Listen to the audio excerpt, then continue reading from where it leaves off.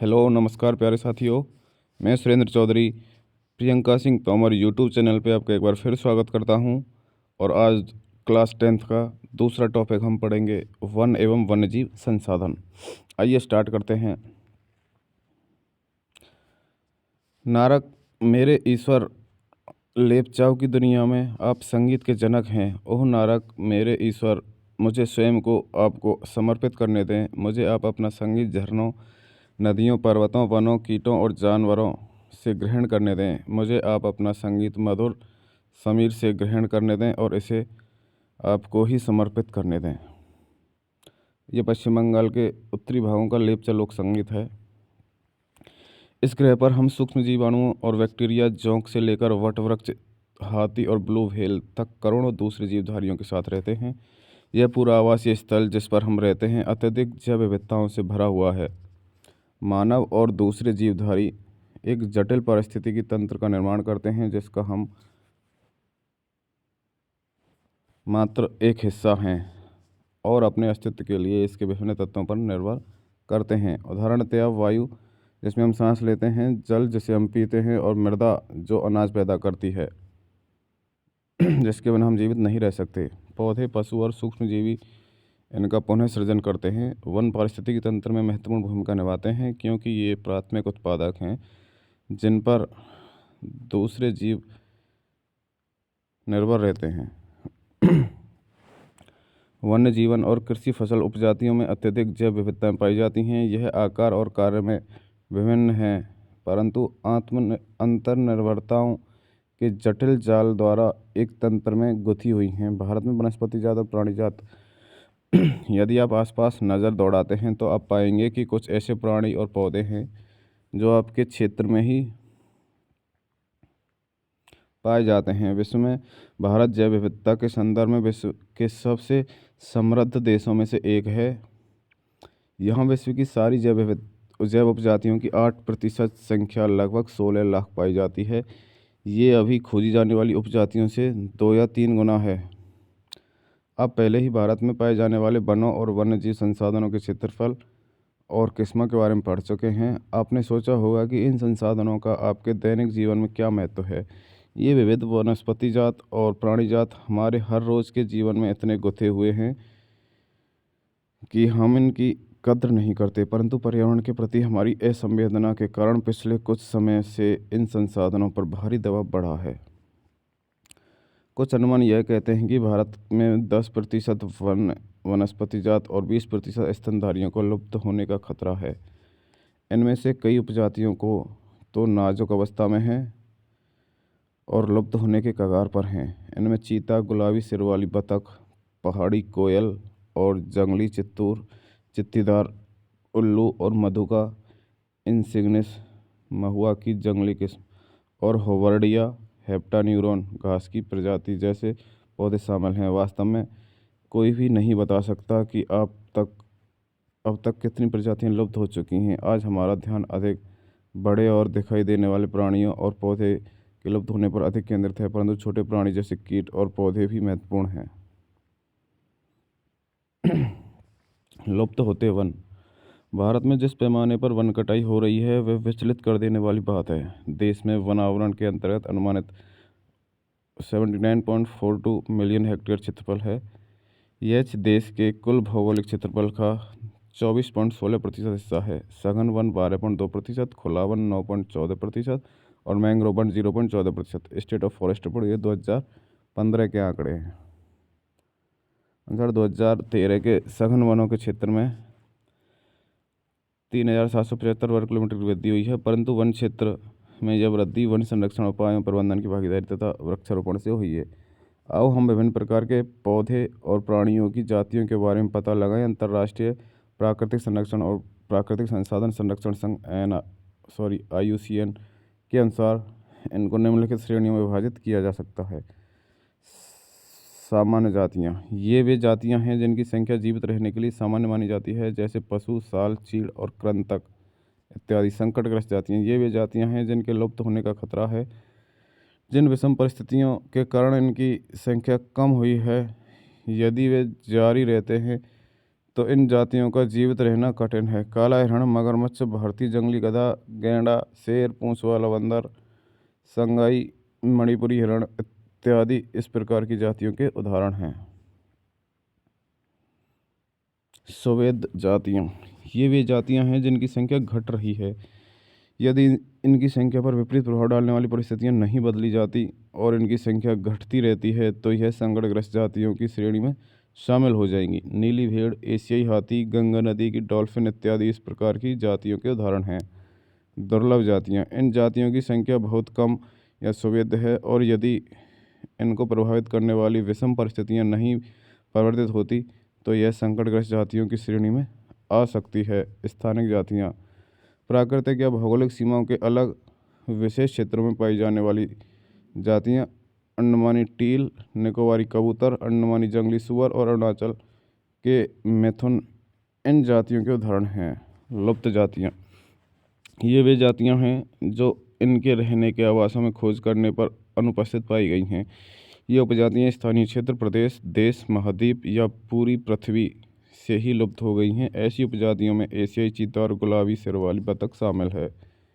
एशियाई चीता कहाँ चला गया? भूमि पर रहने वाला दुनिया का सबसे तेज स्तनधारी प्राणी चीता बिल्ली परिवार का एक अजूबा और विशिष्ट सदस्य है जो 112 किलोमीटर प्रति घंटा की गति से दौड़ सकता है। लोगों को आमतौर पर भ्रम रहता है कि चीता एक तेंदुआ होता है। चीते की विशेष पहचान उसकी आँखों के कोने से मुंह तक, नाक के दोनों ओर फैली आंसुओं की लकीर नुमा निशान हैं। 20वीं शताब्दी में पहले चीते अफ्रीका और एशिया में दूर दूर तक फैले हुए थे, परंतु इसके आवासीय क्षेत्र और शिकार की उपलब्धता कम होने से ये लगभग लुप्त हो चुके हैं। भारत में तो यह जाति बहुत पहले 1952 में लुप्त घोषित कर दी गई थी। वे प्रतिकूल कारक कौन से हैं जिनसे वनस्पति जात और प्राणी जात का ऐसा भयानक ह्रास हुआ? यदि आप चारों नज़र दौड़ाएंगे तो आप पाएंगे कि किस प्रकार हमने प्रकृति को संसाधन में परिवर्तित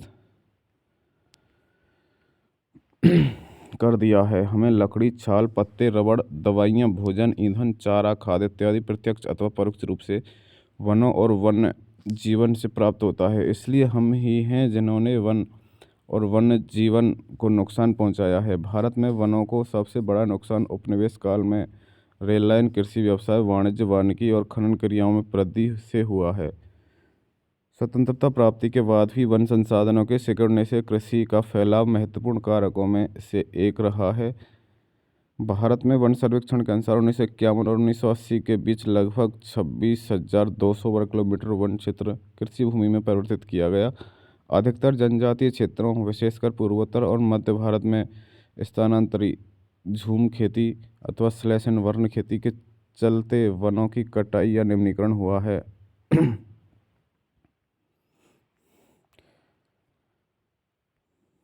बड़ी विकास परियोजनाओं ने भी वनों को बहुत नुकसान पहुंचाया है। 1952 से नदी घाटी परियोजनाओं के कारण 5,000 वर्ग किलोमीटर से अधिक वन क्षेत्रों को साफ करना पड़ा है। यह प्रक्रिया अभी भी जारी है और मध्य प्रदेश में 4 लाख हेक्टेयर से अधिक वन क्षेत्र नर्मदा सागर परियोजना के पूर्ण हो जाने से जलमग्न हो जाएगा। वनों की बर्बादी में खनन ने भी महत्वपूर्ण भूमिका निभाई है। पश्चिम बंगाल में बक्सा टाइगर रिजर्व डोलोमाइट के खनन के कारण गंभीर खतरे में है।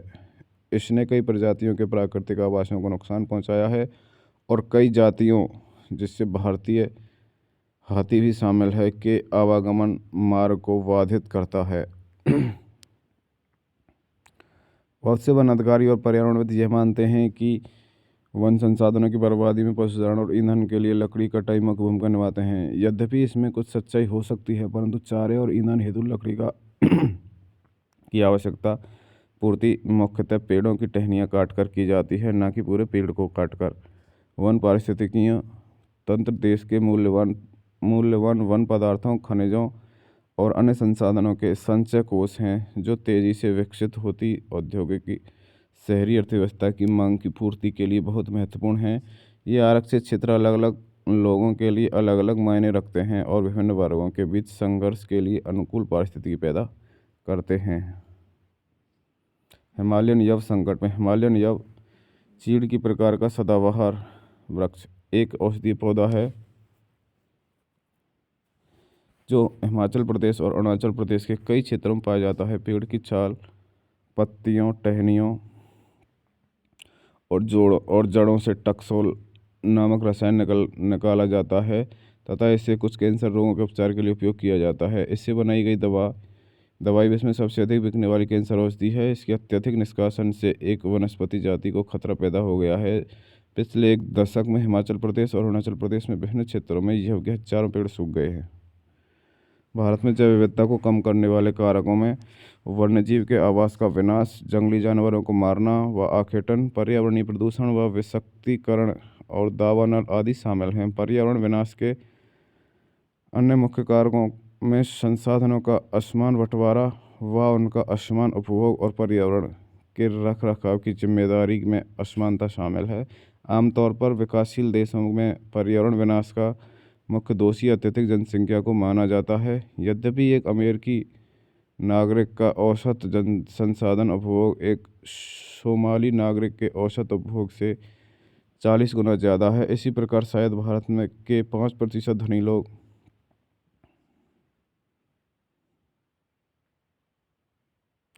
25% गरीब लोगों की तुलना में अपने संसाधन उपभोग द्वारा पर्यावरण को अधिक नुकसान पहुंचाते हैं तथा इन 5% लोगों की पर्यावरण रखरखाव में की गई जिम्मेदारी नहीं है। यह प्रश्न है कि कौन क्या, कहाँ से और कितना उपभोग कर रहा है।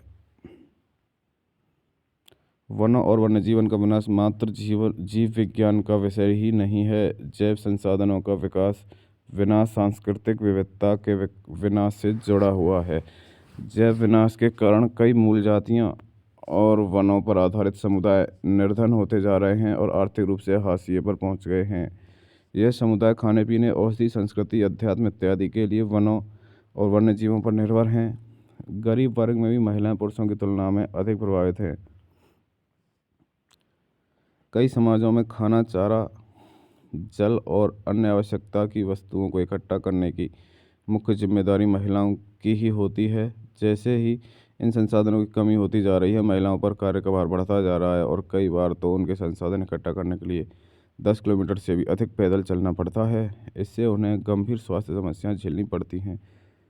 काम का समय बढ़ने के कारण घर और बच्चों की उपेक्षा होती है, जिसके गंभीर सामाजिक दुष्परिणाम हो सकते हैं। वन कटाई के पक्ष परिणाम जैसे सूखा और बाढ़ भी गरीब तबके को सबसे अधिक प्रभावित करता है। इस स्थिति में गरीबी पर्यावरण निम्नीकरण का सीधा परिणाम होता है। भारतीय उपमहाद्वीप में वन और वन्य जीवन मानव जीवन के लिए महत्वपूर्ण कल्याणकारी है। अतः यह आवश्यक है कि वन और वन्य जीवन के संरक्षण के लिए ही सही नीति अपनाई जाए। भारत में वन और वन्य जीवन का संरक्षण वन्य जीवन और वनों में तेज गति से हो रहे ह्रास के कारण इनका संरक्षण बहुत आवश्यक हो गया है। परंतु हमें वनों और वन्य जीवन का संरक्षण करना आवश्यक क्यों है? संरक्षण से पारिस्थितिकी विविधता बनी रहती है तथा हमारे जीवन साध्य संसाधन जल, वायु और मृदा बने रहते हैं। यह विभिन्न जातियों में बेहतर जनन के लिए वनस्पति और पशुओं में जीन्स विविधता को भी संरक्षित करती है। उदाहरण के तौर पर हम कृषि में अभी भी पारंपरिक फसलों पर निर्भर हैं। जलीय जैव विविधता मोटे तौर पर मछली पालन बनाए रखने पर निर्भर है। 1960 और 1970 के दशकों के दौरान पर्यावरण संरक्षकों ने राष्ट्रीय वन्यजीवन सुरक्षा कार्यक्रम की पुरजोर मांग की। भारतीय वन्यजीवन रक्षण अधिनियम 1972 में लागू किया गया, जिसमें वन्यजीवों के आवास रक्षण के अनेक प्रावधान थे। सारे भारत से रक्षित जातियों की सूची भी प्रकाशित की गई। इस कार्यक्रम के तहत बची हुई संकटग्रस्त जातियों के बचाव पर शिकार प्रतिबंधन पर, वन्यजीव आवासों का कानूनी रक्षण तथा जंगली जीवों के व्यापार पर रोक लगाने आदि पर प्रबल जोर दिया गया है। तत्पश्चात केंद्रीय सरकार व कई राज्य सरकारों ने राष्ट्रीय उद्यान और वन्यजीव पशु विहार स्थापित किए, जिनके बारे में आप पहले पढ़ चुके हैं। केंद्रीय सरकार ने कई परियोजनाओं की भी घोषणा की, जिनका उद्देश्य गंभीर खतरे में पड़े कुछ विशेष वन प्राणियों को रक्षण प्रदान करना था। इन प्राणियों में बाघ, एक सींग वाला गैंडा, कश्मीरी हिरण अथवा हंगुल, 3 प्रकार के मगरमच्छ, स्वच्छ जल मगरमच्छ, लवणीय जल मगरमच्छ और घड़ियाल। एशियाई शेर और अन्य प्राणी भी शामिल हैं। इसके अतिरिक्त कुछ समय पहले भारतीय हाथी, काला हिरण, चिंकारा, भारतीय घोड़ावड़ और हिम तेंदुए आदि के शिकार और व्यापार पर संपूर्ण अथवा आंशिक प्रतिबंध लगाकर कानूनी रक्षण दिया गया है। बाघ परियोजना। वन्यजीव संरचना में बाघ या टाइगर एक महत्वपूर्ण जंगली जाति है। 1973 में अधिकारियों ने पाया कि देश में 20वीं शताब्दी के प्रारंभ से बाघों की अनुमानित संख्या 55,000 से घटकर मात्र 1,827 रह गई। बाघों को मारकर उनको व्यापार के लिए चोरी करना, आवासीय स्थलों का सिकुड़ना, भोजन के साथ के लिए आवश्यक जंगली उपजातियों की संख्या कम होना और जनसंख्या में वृद्धि बाघों की घटती संख्या के मुख्य कारण हैं। बाघों की खाल का व्यापार और उनकी हड्डी का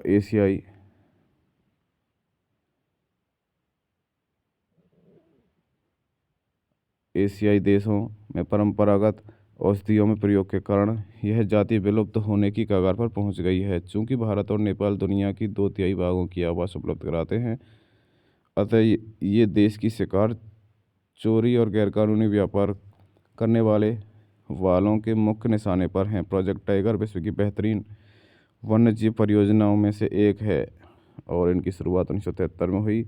बाघ संरक्षण मात्र एक संकटग्रस्त जाति को बचाने का प्रयास नहीं है, अपितु इसका उद्देश्य बहुत बड़े आकार के जैव जाति को भी बचाना है। उत्तराखंड में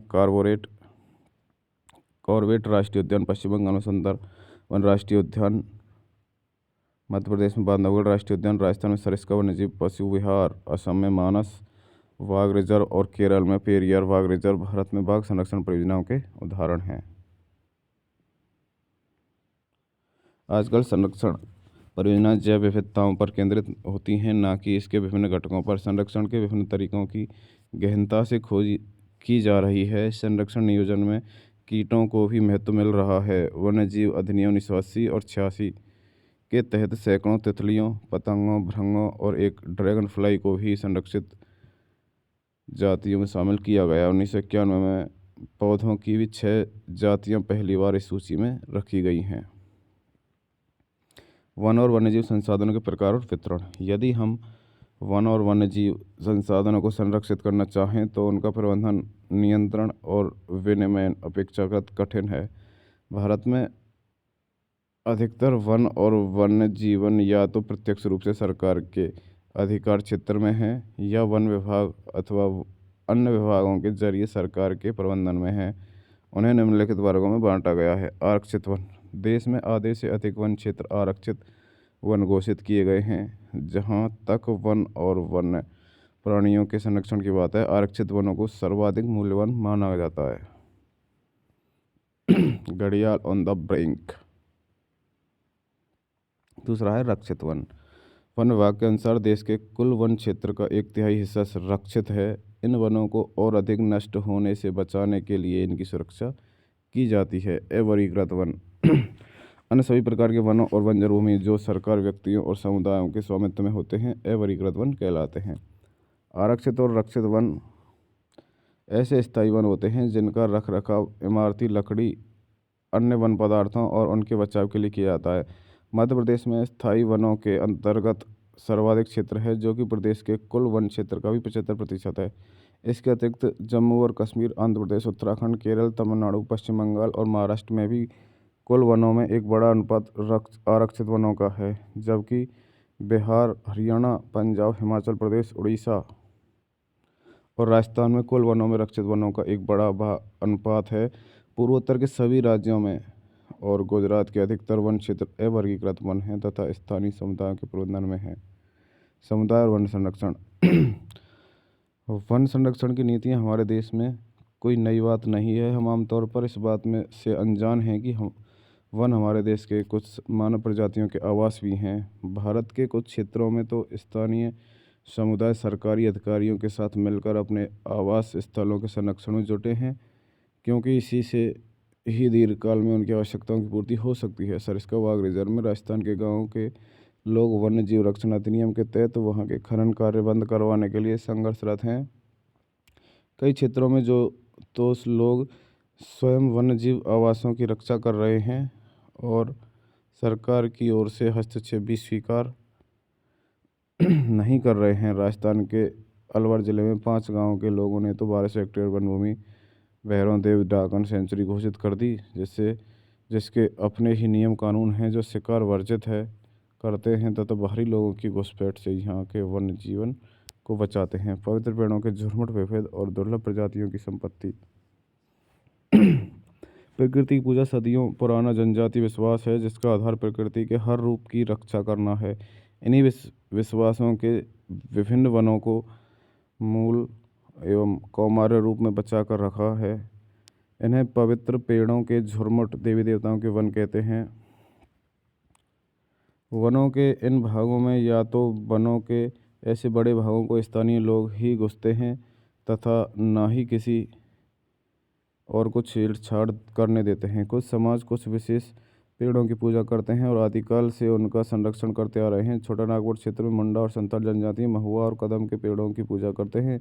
उड़ीसा और बिहार की जनजातियाँ शादी के दौरान इमली और आम के पेड़ों की पूजा करते हैं। हम में से बहुत से व्यक्ति पीपल और वटवृक्ष को पवित्र मानते हैं।